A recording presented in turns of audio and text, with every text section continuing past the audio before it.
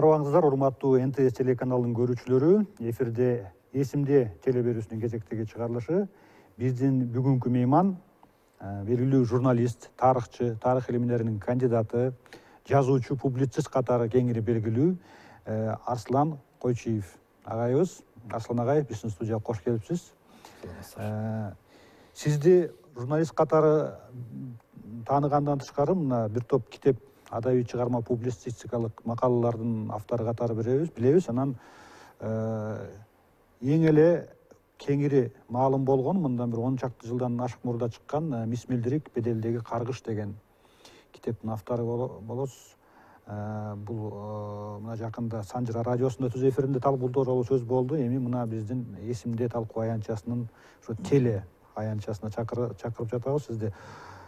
Эми биздин берүүнүн багыты, сиз билесиз да, баягы тарыхтын белгисиз болгон, көпчүлүккө белгисиз болгон барактарын ачып дегендей айтып берүү. Анан бул адабий чыгарма болгону менен менин байкашымча, мен окуп жетишкенче, бул мында айрым гана нерселер, бир аталыштар мындай көркөмдөлүп ойдон чыгарылганы менен негизинен бир 95-99% бул тарыхый фактыларга, тарыхый инсандарга таянып жазылган чыгарма экен да.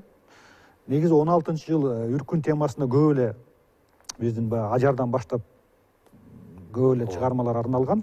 Ошончо дагы сиз ошондой биздин адабияттын дөшалары жазгандан кийин дагы ушул темага кайрылайын деп чечипсиз.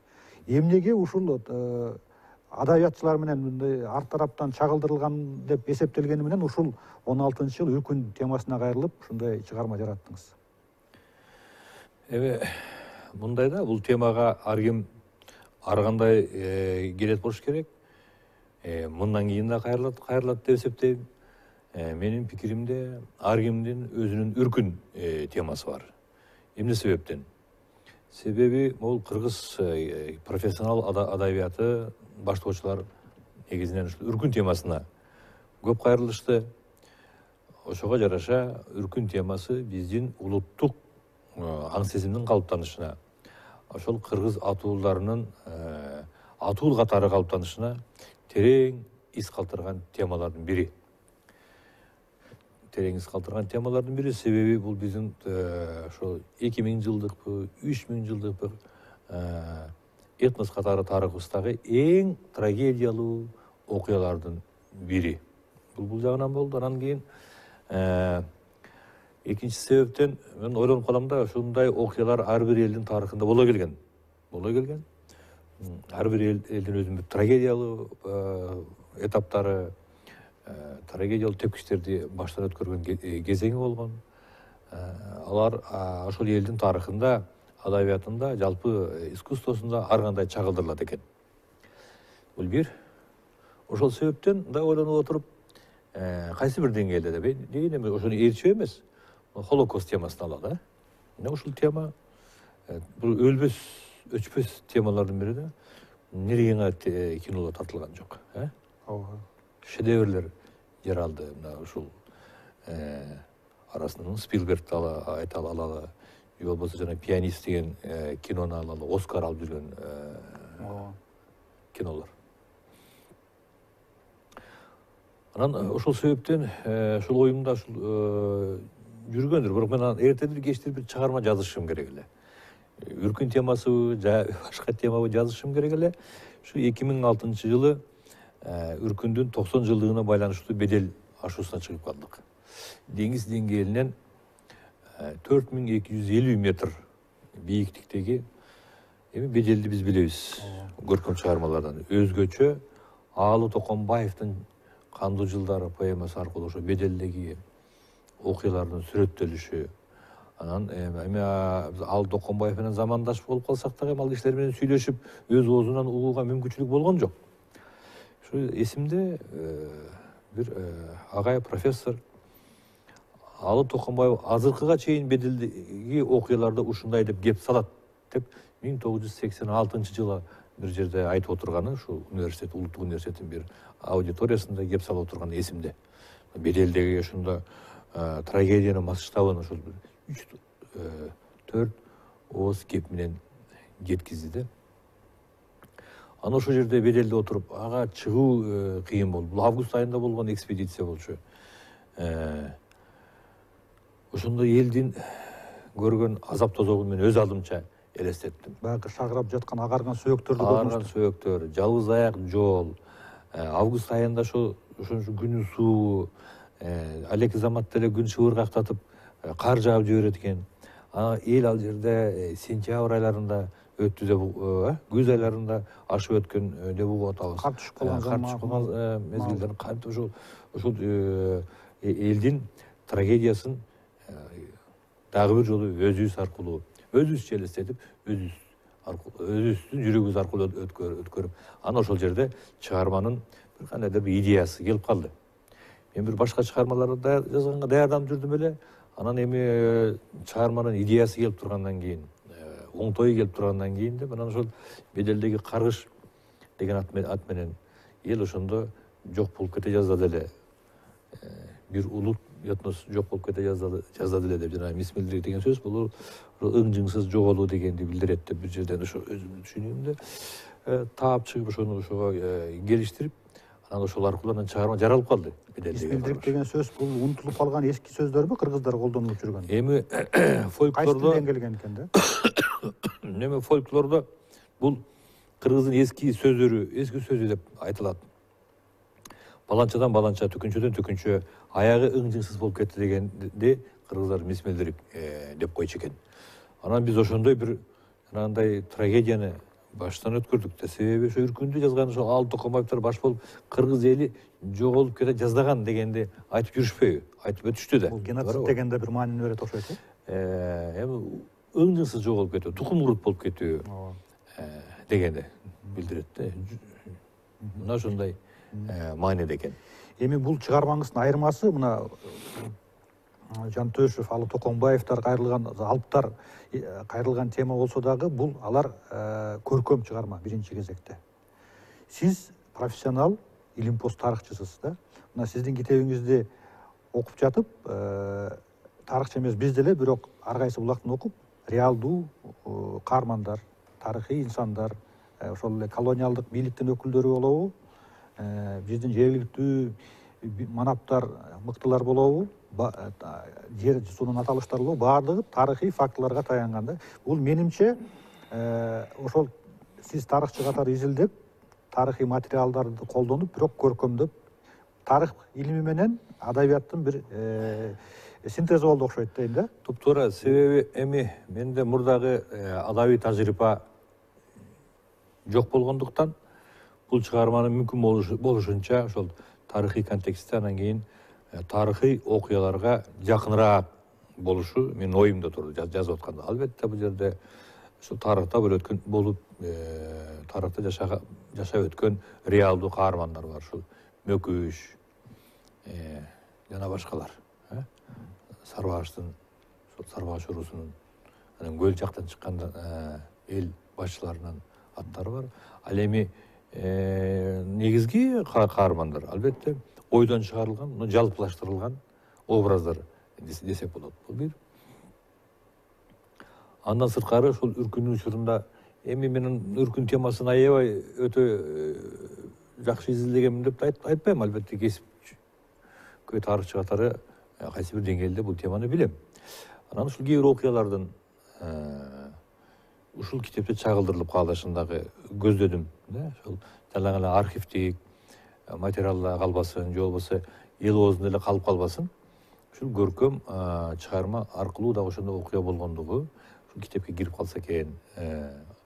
Мүмкүн кийин бирөөлөр изилдегенде мында тарыхый фактылар кантип чагылдырылган деген теманы изилдеп калышса, маселен, түкүнчү окуя, баланча окуя, бул жерде мындай болуп, орустар айтканда баягы обработка болгон Турбаев деп ойлоп калсын деген негизде көп тарыхый фактыларды, окуяларды киргизгеним чын. Ошо кайра иштетүү деген жөнүндө да, мисалы, эгерде эскерсек, буга чейинки ушул Үркүн темасына арналган адабий чыгармалар баардыгы Совет доорунда жарык көргөн. Совет доорунда көп нерсени кайрадан карап чыгыш керек бери дегенде эле, мындай жаңы призмага салып, жаңы көз караш менен, анткени идеологиялык клише, идеологиялык талаптар болгон компартия, анан эл достугу деген нерселерден биз айланып өтө албай, ошого байланып жазылган чыгармалар болот. Эми сиздики ошол 16-жыл темасына, үркүн темасына арналган Кыргыз эгемен болгондон берки алгачкы адабий чыгарма болуп жатат.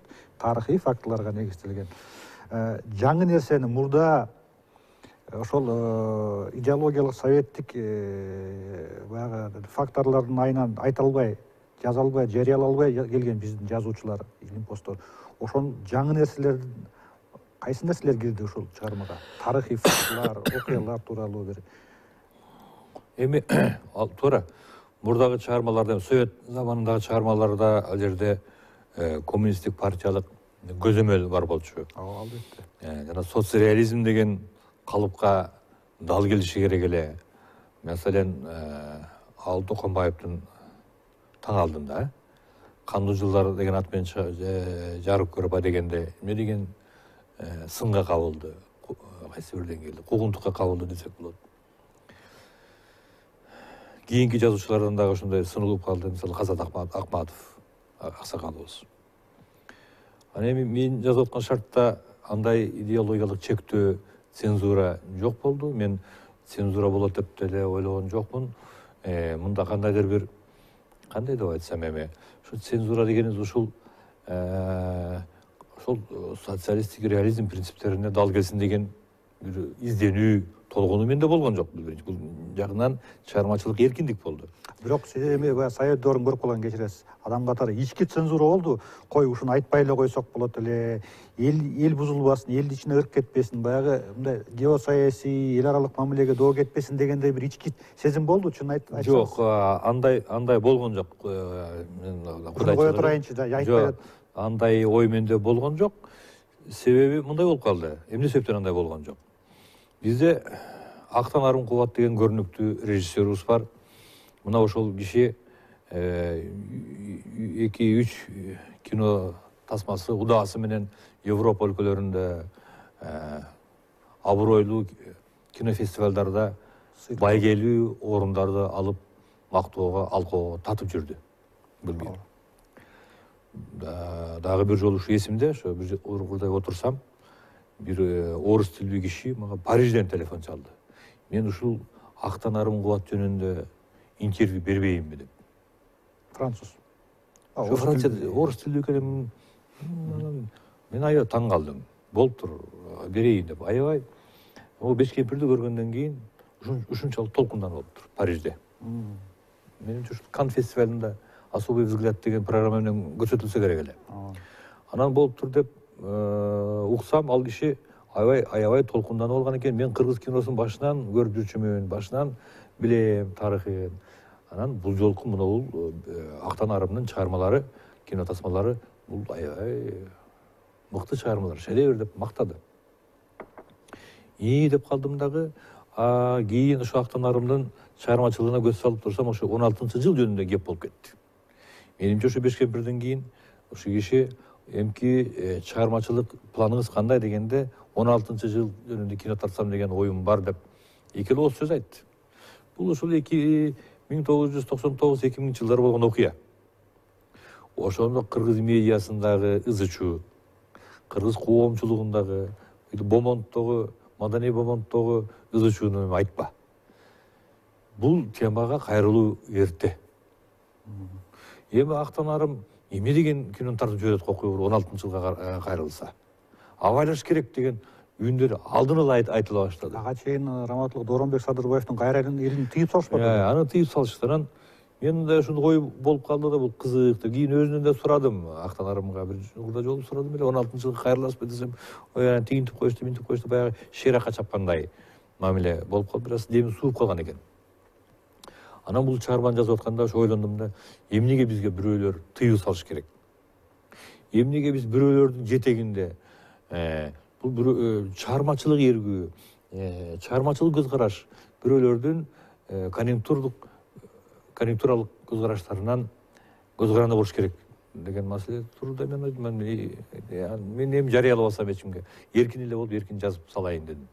Бул бир, экинчиден жазып атканда өзүңүз байкагандырсыз, ошол кыргызга мүнөздүү, кулк мүнөздүү дагы ошол кыргызга коммунист боло электеги большевик боло электеги кыргыздын кулк мүнөзүн дагы көрсөткүм келди. Биздин азаптын, биздин баягы трагедиянын бир түпкү себептерин көрсөткөнүбүз менин пикиримде да. Ооба. Азырга чейинки актуалдуу көйгөйлөрүбүз бар. Ооба, ошол туура баамдагансың Эмиржан.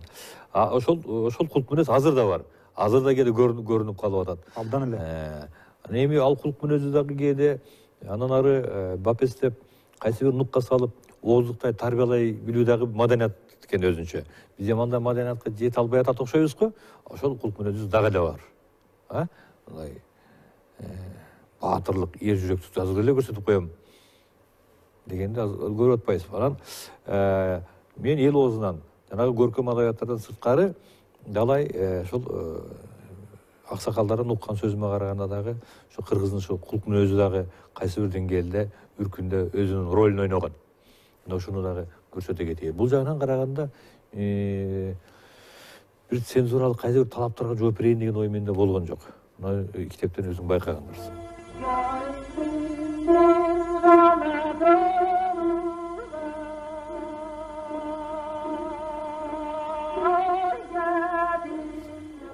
Ошол кулк мүнөзү катары ушул ойду улайсак да эгерде бул баягы ал бир тиги жанагы саясий эл аралык мамилеси бир башка. Ал айтылып бүттү. Баягы колониалдык бийлик менен чабышып, оторчуларга каршы туруп, алар бизди кордогон, жерди тартып алган, ал көп эле айтылып келет да. Бирок чынында эле ушул ойду уласак да, бул баягы кыргыздын биримдиктин жоктугу маселеси, деги башын кошуу, кыргыздын башы кошулушу илгертен эле бир чоң маселе, көйгөй экенин абдан жакшы сүрөттөлүптүр. Бул баягы саясий интригалар. Сөздүн мындай кыскартып айтканда, саясий интригалар, бийлик талаш, так талаш, баягы бири-бирин көрө албастык деген нерселерди мындай конкреттүү мисал менен көрсөткө, ошо жагынан дагы абдан бир мындай сабак болчу, өзүбүзгө сын көз менен кароого дагы бир себеп болчу нерселер айтылыптыр да. Сиз ошону дагы мындай ал дагы тарыхый фактыларга, ошондогу баягы биздин кыргыздын манаптары болуштары бириге албай жатканы жазылган бир документтерге таянып жаздыңыз да, туурабы? Ооба. Эми бул жагынан да мындай, эми бирөөлөр айтып атпайбы, мен кыргыз элинин кулк мүнөзүн жакшы билем деп. Баарыбыз ошентип айтабыз. Бирок кыргыздын кулк мүнөзү дегенде кандай? Ар бир элдин этностук психологиясы деген бар да, менталитети деген бар. Албетте биздин ата-бабалардын заманынан келаткан бир жакшы мүнөздөрүбүз бар. Сапаттарыбыз бар. Ошону менен катар кээ бир жаман сапаттар бар да, бир досум айткандай. Кээде ушу жаман сапаттын баардыгын үйүп туруп эле Кудай Таала кыргызга берип койгондой. Мисалы, эң эле көйгөйлүүсү кайсы? Мисалы айткыңыз келсе. Эми көйгөйлүүсү ошол бул интригага өтө интриганы саясат деп эсептегенибиз. Азыр дагы бар. Саясат бул интрига деп түшүнөт кыргыз. Жакшы интриган болсоң, бул жакшы саясатчы экен депчи. Саясий мүдөө, улуттук мүдөө, жөнүндө кеп жок. Эми көп эле анын баарын айтып отурсак, бирок мен көбүнчө ошол кыргыздын жанагы жердеги баатырлык мүнөзүн дагы айтып коюшум керек. Себеби ушул 16-жыл жөнүндөгү изилдөөлөрдө, андан мурунку тарыхый документтерде кыргыздарды дайым ушул согушчул жоокер калк катары мүнөздөйт да. Ошол согушчул жоокер калк катары бизди башкалар колдонуп да келди. Башка бул борбордошкон мамлекети бар династиялар бизди колдонуп, өз кызыкчылыгы үчүн пайдаланып келишти. Анан ал жагынан бирөөлөргө колжоолук курал болгонго өзүбүз капканда түшүп беребиз дагы, бирок өз улут жөнүндө келгенде анан ички ырктын жоктугу, ыркы кетип ынтымакты таба албагандыгыбыз азыр деле бар да. Ошол 16-жылы кандай болсо, азыр деле ошондой. Ошол кулк мүнөздү көрсөткүм келди, себеби мен чет элдик коноктор менен көп иштешип калдым да. Англияда, Ирландияда, Малайзияда, Сингапурда. Анан ошолордун да байкаганы ушул кыргыздарды сатып алууга оңой. Кыргыздар жеңил баа экендигин байкашкандыгы. Ошол азыркы заманда азыркы ушу заманда биздин ошол кыргыздарды бири бири менен чабыштырып коюу да оңой экендигин жана чабыштырып койгон окуяларды көрбөдүмбү. Анан ойлодум, атаң көрүү, илгери бир генерал мынтип айтты эле, атаң көрүү, биздин кыргыздар ата бабалардын заманында кандай болсо азыр деле ошондой жоокер турбайбы депчи. Мен азыр ошол генералдын сөзүн мындайча кайталагым келип атты. Атаң көрүү, биздин кыргыздар илгери эле кандай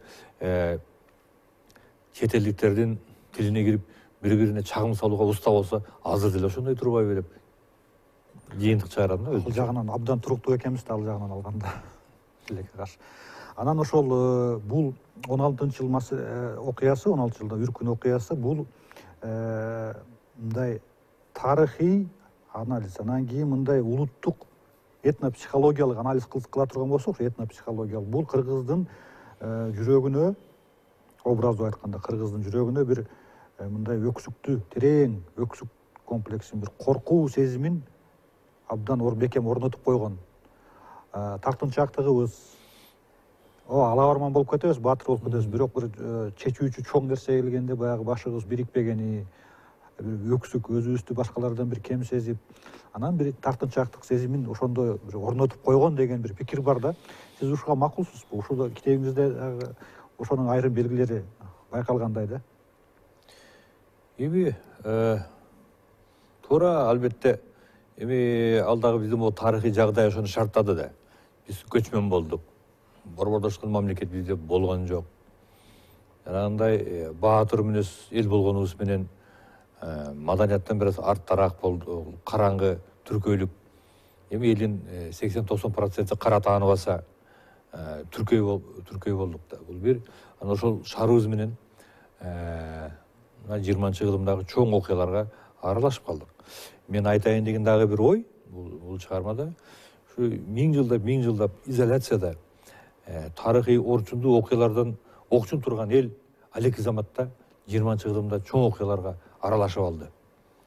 Негизги оюнчу эмес, ошол тарыхый тегермендин барасындай болгондо айлампада бир чамындыдай болуп ошо айланып жүрдү. Анын бири 16-жыл. Себеби биринчи дүйнөлүк согуш жүрүп аткан. Анын бири бир мисалы социалисттик революция, Октябрь революциясы дүйнөнү социалисттик идея каптап атканда кыргыз ошол идеяга таасиринде калып, ошонун жакшылыгын да көрүп, жамандыгын дагы көрдү. Ошо 20-жылдымда ошондой окуялардын бири экинчи дүйнөлүк согуш. Борбор Азиянын борборунда тоолордун арасында жашаган эл бир чоң дүйнөлүк масштабтагы окуяларга өзү билип билбей эрксизден катышып алды, туурабы? Анын сырында катышып алдык дагы кайсы бир деңгээлде бул бизди дүйнөгө болгон көз карашыбызды өзгөрттү. Биздин көзүбүздү ачты десек да болот. Бирок жанагы өксүктүк проблемасы бул жөнүндө биздин ойчулдар аябай далай эле кеп кылган, андай бар. Биз ошо бирок ошол өксүк комплексинен акырындап арылып баратабыз деп ойлойм. Бүгүн ойлонуп отурдум эле. Бүгүнкү 2020-жылдын этегинде отурабыз. Мындан 20 же болбосо 30 жыл мурунку окуяларды, 30 жыл мурунку кулк мүнөзүбүздү байкап көрчү. Биз бир өстүк бул жагынан алганда. Экономика жактан тукулдурап, элибиз кор болгону менен андай кулк мүнөзүбүз кичине өзгөрдү. Биздин этностук психологиясы дагы өзгөрүп баратат. Албетте бул жерде жанагы өксүктүк проблемасына кайсы бир деңгээлде чагылдырууга аракет кылдык. Аны биз моюнга алышыбыз керек. Аябай тартынчаак болдук учурунда. Бирөөлөр бизди мажбур кылбаса дагы өзүбүздөн өзү корунуп, бул да бир улуттук мүнөз экен. Өзүбүздү өзүбүз тыйып, коянткен жарабайт, антип айтканга болбойт деп, маселен. İçimizde bir pristav, içimizde bir цензора тургандай болобуз. Өзүбүздүн ичибизде цензор бар. Азыр да бар. Өзүбүздүн ичинде бир пристав отурат. Ал приставды орус же башка келип шайлаган эмес. Өзүбүз тарбиялап алганбыз. Киргизип алганбыз, тарбиялап багып атабыз. Туура. Анан бул жерде мына баягы тарых өткөн нерсе дейбиз, бирок тарыхты карасак көп кайсы гана эл болбосун, кайсы мамлекет болбосун, ар дайым азыркы учурдун бир чагылдырылганын көрөсүң да. Мисалы, ошондо эле баягы эл уюшуп, орторчуларга каршы чыгабыз деп уюшуп аткандагы ошондогу кыргыздын, ошол Ысык көл чүй өрөөнүндөгү кыргыздын элитасынын аракеттери, мүнөзүн байкайбыз да, ушу чыгармадачы. Ушу элита маселеси да кыргыздын жакшылары дейбиз, анда баягы төрөлөрү дейбизби, башкарган. Ошондогу элитанын ошону окуп жатып, абдан чоң актуалдуу параллелдер байкалат да, чынында эле.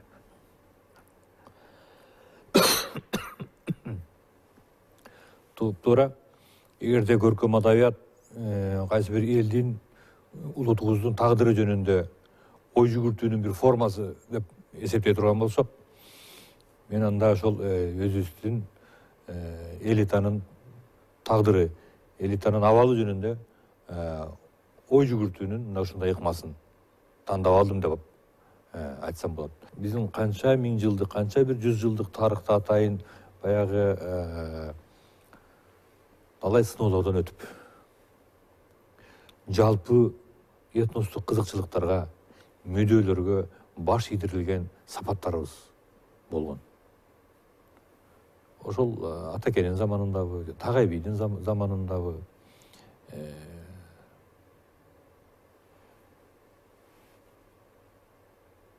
улутчулдук деп айтканга болбойт, бирок элдик мүнөз. Элдик деген кыргызда сапага, ал элдик жигит, ал элдик адам деген сапаттар менен белгиленген, критерий менен белгиленген кулк мүнөзүбүз болгон да. Ошонун алып жүрүүчүлөрү да болгон. Андай мисалдар да көп тарыхта. Маселен, ошол азыр акыркы учурда көбүрөөк кеп боло баштады. Кыргыздын Саяк урусунан чыккан Кансадыр, Эсенгул, Атаке Баатыр, Орманкан жана башкалардын сапаттары. Кулк мүнөзүндөгү сапаттары. Мен ошол сапаттарды өлбөй жашап келаткандыгын, ошол 20-кылымдын башында дагы ошол сапаттар кулк мүнөзүбүздө тирүү экендигин көрсөткүм келди. Ал жанагы маселен, бул жерде жана сөөк жөнүндө, сөөктү ала качуу жөнүндө кеп болуп атабы. Мен ошону символу катары колдондум. Биздин кулк мүнөздөгү башка элдер суктана турган, кийинки муунга калтыра турган сапаттарыбыз бар экендигин. Ал намус көйлөк. Жалпы кызыкчылыкты, элдин кызыкчылыгын баарынан жогору коюу, ал жанагы сөөк, ал символ катары эле колдонулду да. Анан туп-туура айтасыз, ошол учурда биз деградация жөнүндө көп кылабыз акыркы учурда. Ойлоп көрсөң, ушул деградация бүгүнкү күнү гана болуп аткан жок да. Мүмкүн бул деградация деген теманы да бир изилдешибиз керек экен. Бул өзүнчө бир кызык memory studies'ке кире турган бир жакшы тема экен. Деградация деген эмне? Деградация эмнеден билинет? Маселен, бир тема айтып коеюн. Мына адамзат болгону, ошонун ичинде кыргыз этносу болгону көп бир өнөрдү өздөштүрүп жүрүп отурдук деп коелу. Бир эле нерсе, мисалы, кой багуу. Бул биздин улуттук мүнөз болуш керек эле. Себеби биз 2000-3000 жылдан бери адам болуп оңолгону, маймун атадан бөлүнүп, адам атанын тукуму болгондон бери өздөштүрүп келаткан бир кесип деп коелу да. Ошол кесип бир 20-30 миң жылдып, 2000 жыл, 3000 жылга өздөштүргөн кесип бир 30-40 жылдын ичинде жок болду. Бул да деградациянын бир белгиси. Мындай карасаң. Мисалы, азыр көрүнгөн эле бар нерсе жок болуп атат. Бар нерсе жок болуп атат. Койдун породасын мисалы айырмалай албайсыз деп коелу. Сойгонду, устакандаганды тиги кылган демеле кой. Бул да деградациянын бир бөлүгү. Деградация деген сөзсүз эле көчөдө арак ичип, анан кийин айылдык болуп шаардык маданиятты бузуу эмес. Анда башка формалар болот экен деп өзүмчө ой жүгүртүп, ошо теманы силерге сунуштагым келип турат. Анан бул жерде ошол деградациянын белгилерин айткым келип атат. Себеби башкы каарман аягында жанаганы кеп кылып атат. Мен эгер өлүп калсам, эгер мына мен атууга баратам, менин сөөгүмдү сурай турган киши барбы? Сурап алчу, аны ардактап көмүп койчу киши барбы?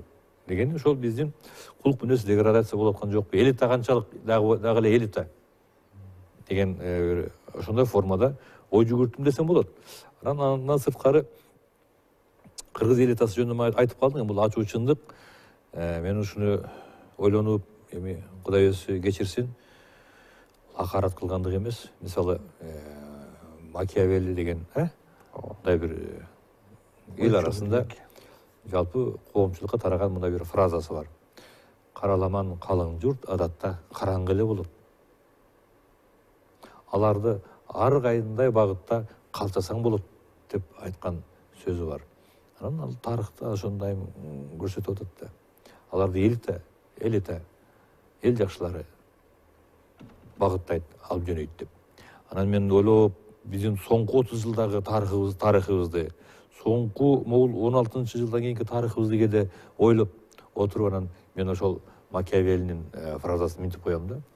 Ал эми кыргыздын мисалын ала турган болсок, кыргыз коомунда тилекке каршы караламан калың журт эле эмес, кыргыздын элитасы дагы караңгы. Бул дагы ошол деп айткым келет. Бул дагы ошол бизди ойлондура турган. Эми ошол караңгылык маселеси ошол биздин ошол жана сиздин китебиңизде биздин кыргыздын ошол кездеги манап болуштары биригип, мисалы бир токмокту кантип камоого алабыз, оторчуларды кантип чабабыз деп атканда, ошондо телеграмма зым карагайды уктатыш керек дегенде түшүнбөй көптөрү. Телеграмма 100 жыл мурда телеграф эмне экенин билбегендиги чын эле ошол жагынан байкалат да. Анан бир аз артка карай, жанагы деградация жөнүндө айтпадыңызбы? Мына бир каарман бар, Толтой деген сынчы, карып калган. Баягы 10 чакырым жакта келаткан жылкы, үйүр жылкынын дабышын угуп, жер тыңшап атып, ошодон мыкты, ошончо бир 100 жылкынын ичинен бирөөсүнүн басыгын айырмалап, туягынын үнүнөн айырмалап, ушудан мыкты чыгарды. Буну биз жомоктордон, Толбой сынчыдан укчубуз. Бул эми ушул чыгармаңызда ал адабий бир ойдон чыгарылган бир көркөм персонажбы, же чынында эле бул тарыхый ошондой эле болгонбу 100 жыл мурда? Толбайды биз жомоктон билебиз. Толбайды билебиз. Толбайдын образы бул жанагы биз айтып аткан элиталык сапатты алып жүргөн адамдын образы. Баамчылдыгы. Бул чоң, улуу образ. Ал эми менин чыгармамдагы Толтойдун образына келе турган болсок, албетте бул жалпылаштырылган образ. Бул тиги Толбайдан сынчыдан бери келаткан образдарды дагы бир жалпылаштырып коеюн деп. Себеби албетте андай адамдар болгон. 19-кылымда, 20-кылымда дагы ошондой сынчы, саяпкер, мүнүскөр адамдар болгон. Бирок ал Толтойдун образы бул чыгармада жанагы экөөбүз кеп кылып аткан улуттук мыкты сапаттардын алып жүргөн. Эми ал жерде Толтойдун образы мындай сүрөттөлүп атпайбы? Бою кичинекей, көзү жүлжүйгөн, эгинде эрбеген сакалы бар, жүдөңкү көрүнгөн. Бирок анын руху, анын көөдөнүндө, рухунда кыргыздын бапестеп келаткан эски кулк мүнөзү. Өтө чанда кездешчү. Өтө туура айтасың. Өтө чанда кезикчү сапаттарды алып жүргөн бир казына, сандык. Ошол таризде ал образ жалпылаштырып киргизилген. Эми ошонун жөндөмүн, ошонун талантын пайдалануунун бир эле мисалы көрдүк. Берден баягы көп жылкыны чаап, ошондо деги чоң тажрыйба, чоң илим деп коелу, ошо Аксак Толтой сынчынын. Анан кара күч менен экөө биригип болгону бир жылкыны чаап алганга, бир баягы жылкычыны чапканга гана жетип атат. Ооба. Анан ал жердагы ошол бир аз трагедиялуу бүтөт эмеспи? Себеби эмне себептен жылкы? Жылкы кыргыздын түшүнүгүндө бул улуттук кайра жаралуунун азыркы заманда дагы, алдыга умтулуунун символу. Улуттук кулк мүнөздүн, менталитеттин символу. Жылкы мүнөздүк. Анан бул чыгармада ошол атайын ошондой деп жылкыны киргиздим да, себеби ошол жылкы, мыкты жылкы болсо, жылкынын мыктысын, Камбар ата тукумунун мыктысын минсек, ошол орусту алып коебуз. баягы баатырлар болуп кайра жаралат деген бир түркөйрөөк ошол учурда эски түшүнүк менен жашагандыгын көрсөттүк. Эми анын айтылып атпайбы, тилекке каршылар мүдөлөрүнө жетпей атпайбы, кара күч менен көп болсо 5-6 кишини чабат экенсиң. А бирок ал ар жагында чоң цивилизациялык бир кысым. Пулемет, замбирек деген нерсе ошол да. Андан кабары жок кыргыз эски түшүнүк менен, эски ыкма менен жаңы ыкмага, жаңы реалдуулукка каршы аттанганын көрсөттүм да.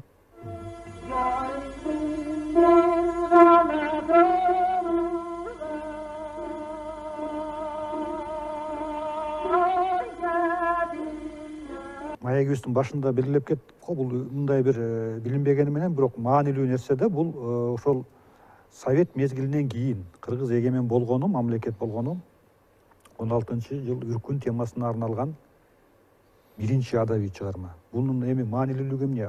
Кайрадан эле ошол баягы идеологиянын, цензуранын чеңгелинен бошонгондон кийин жаралган, элибиз бошонгон жаралган чыгарма болуп жатпайбы? Эмнеге мына ушул теманы сиз адабиятташтырып, андан бери мындай илимий изилдөөлөр эркин эле болуп атпайбы, 30 жылдан бери бул тема, Үркүн темасын эмнеге адабиятташтырып, тарыхый фактыларга таянып, бирок адабиятташтырууну чечтиңиз да? Эмнеге, бунун мааниси эмнеде? Эмне кереги бар бизге? Маалымат ачык эле берилип атат. Туура. Муну адабий чыгарма кылып Эми мен жана сөзүмдүн башында айткандай, Үркүн темасы кыргыз тарыхындагы өлбөй турган, өчпөй турган темалардын бири деп. Биз дайым такай ойлонуп жүрө турган темалардын бири. Себеби мен такай айтып калам, бул кыргыз этносу адамзат популяциясынын бир бөлүгү, бир бутагы катары. Илим тили менен айтканда, Библия, Курандын тили менен айтканда, адам ата, аба эненин урпактарынын бир бутагы катары жер бетинен жексен болуп кете жаздаган чоң трагедиялуу, дүйнөлүк маанидеги трагедия керек болсо. Албетте, ушул трагедиянын масштабы миллиондоп кырылуу менен эсептелбейт. А бирок кыргыз жанагы этносунун масштабында бул өтө чоң трагедия болгон.